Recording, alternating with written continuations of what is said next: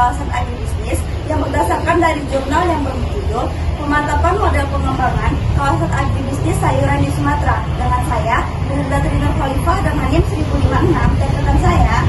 Dan dengan saya, Najma Musyaf Hanifah dengan 2040. Dan saya, Putri Fitria Herasni dengan NIM 1040.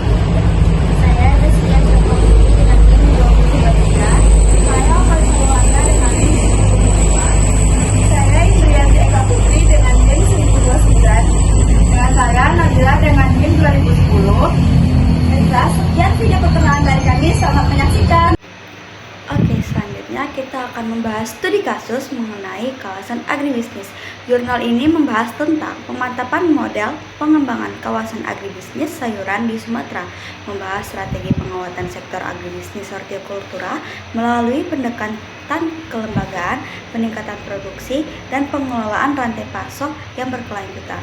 Fokus utamanya adalah kawasan Sumatera dengan penekanan pada integrasi hulu hilir seperti pengelolaan lahan, distribusi, dan pemasaran.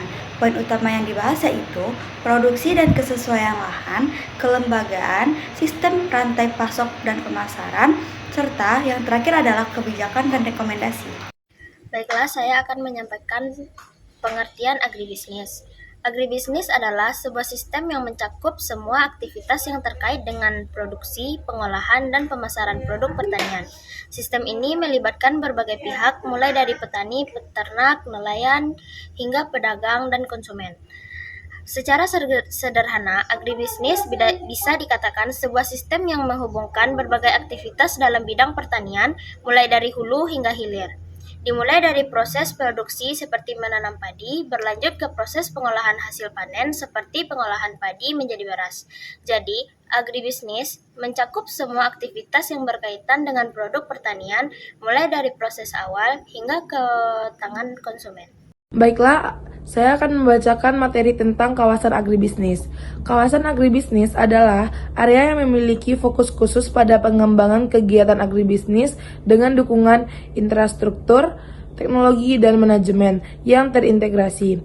Biasanya kawasan ini dirancang untuk meningkatkan produktivitas sektor di pertanian, mendorong industrialisasi di pedesaan, dan meningkatkan kesejahteraan petani.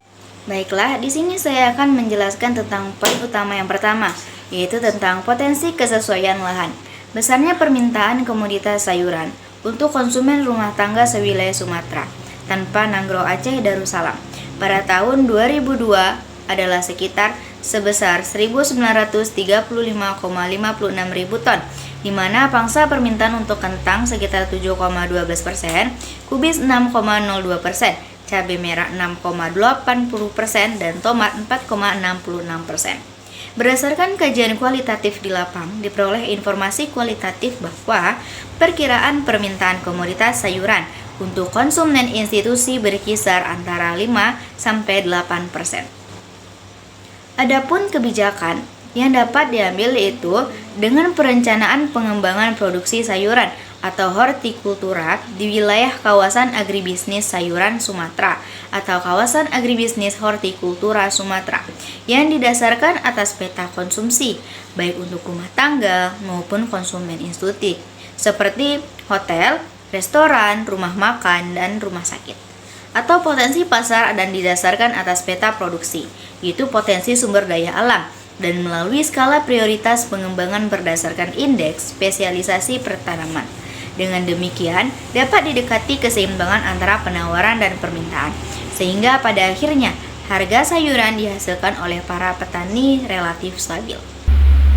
Baik, di sini saya akan membahas tentang poin yang kedua, yaitu kelembagaan. Memantapkan kelembagaan kawasan agribisnis sayuran Sumatera atau kawasan agribisnis hortikultura Sumatera tidak dapat hanya dilakukan dengan membangun struktur organisasi baik di tingkat provinsi maupun kabupaten. Namun, perlu merumuskan tugas pokok dan fungsi masing-masing bagian secara terperinci.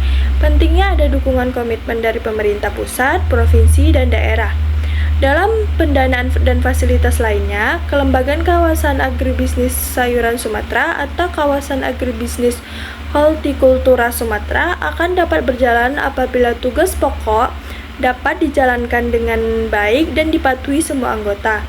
Kegiatan awal yang sangat penting dilakukan adalah pendataan tentang peta produksi, peta perdagangan, dan peta permintaan dengan dukungan data yang handal dan akurat. Kebijakan yang dapat diambil yaitu seperti membangun perencanaan dan membangun pertanian modern terpadu berbasis kelembagaan lokal, kelompok tani berbasis kelembagaan ekonomi pelaku agribisnis, serta dengan pendekatan yang integratif dalam kerangka otonomi daerah. Di sini saya akan membahas tentang poin ketiga, yaitu rantai pasar dan pemasaran, di mana pusat-pusat konsumsi sayuran di Sumatera. Poin permasalahannya yaitu pusat-pusat konsumsi sayuran di Sumatera ditunjukkan oleh besarnya pangsa permintaan konsumen rumah tangga. 5 terbesar berturut-turut sebagai berikut, yaitu 1. Untuk tataran sayuran berada di daerah Medan, Deli Serdang, Palembang, Langkat, Lampung Tengah. Yang kedua, untuk komunitas kentang yaitu berada di daerah Medan, Solo, Langkat Mandailing, Natal, dan Deli Serdang. Selanjutnya, yang ketiga, untuk komunitas kubis, Deli Serdang, Lahad, Bengkulu Utara, dan Medan. Yang keempat, untuk komunitas cabai merah berada di daerah Medan, Deli Serdang, Padang, Palembang, dan Asahan. Yang terakhir, untuk komunitas tomat, Medan, Deli Serdang, Asahan, Simalungun, dan Langkat. Kebijakan yang dapat diambil yaitu di samping data dan informasi pemetaan konsumen perdagangan dan produksi, maka kebutuhan mendesak bagi pelaku agribisnis sayuran atau hortikultura di wilayah KHSS atau KAHS adalah data dan informasi tentang spesifikasi, karakteristik, persyaratan, mutu produk sayuran menurut tujuan pasar, lokal, regional, ekspor, serta segmen pasar yaitu rumah tangga atau konsumen instruksi, serta lebih rinci. Dengan demikian, di samping keseimbangan pasar dapat dijaga juga kemampuan dihasilkan produk sesuai permintaan pasar. Keterpaduan antar kelembagaan pemerintah, pelaku agribisnis, dan masyarakat petani dalam pengembangan agribisnis di kawasan KASS atau KAHS dalam kerangka pengintegrasian antara program agropolitan dengan kelembagaan forum KASS atau KAHS menunjukkan masih rendahnya tingkat keterpaduan yang ada, yang antara lain ditunjukkan oleh kelembagaan komunitas lokal tidak dijadikan inisiasi awal dalam pembentukan kelompok tani sayuran. Masyarakat petani sayuran terhimpit dalam 2 struktur pasar, di mana pada pasar input menghadapi pasar yang oligopolistik, sedangkan itu pada pasar output menghadapi struktur pasar yang oligoposonistik. Masih terdapat gap atau missing link antara pengambilan keputusan di tingkat eksekutif dan legislatif di kabupaten dengan permasalahan, potensi dan kebutuhan masyarakat pertanian di tingkat desa. Dan implikasi dari kondisi di atas adalah lemahnya partisipasi masyarakat dan para pelaku agribisnis dalam berbagai program pengembangan agribisnis. Pelaksanaan pengembangan agribisnis di kawasan KASS atau KAHS dalam kerangka mengisi program agropolitan haruslah dilakukan secara terpadu dengan menundukkan peran dan fungsi kelembagaan komunitas lokal melalui sistem koordinasi yang harmonis, melalui pola kemitraan yang saling membutuhkan, memperkuat, dan menguntungkan.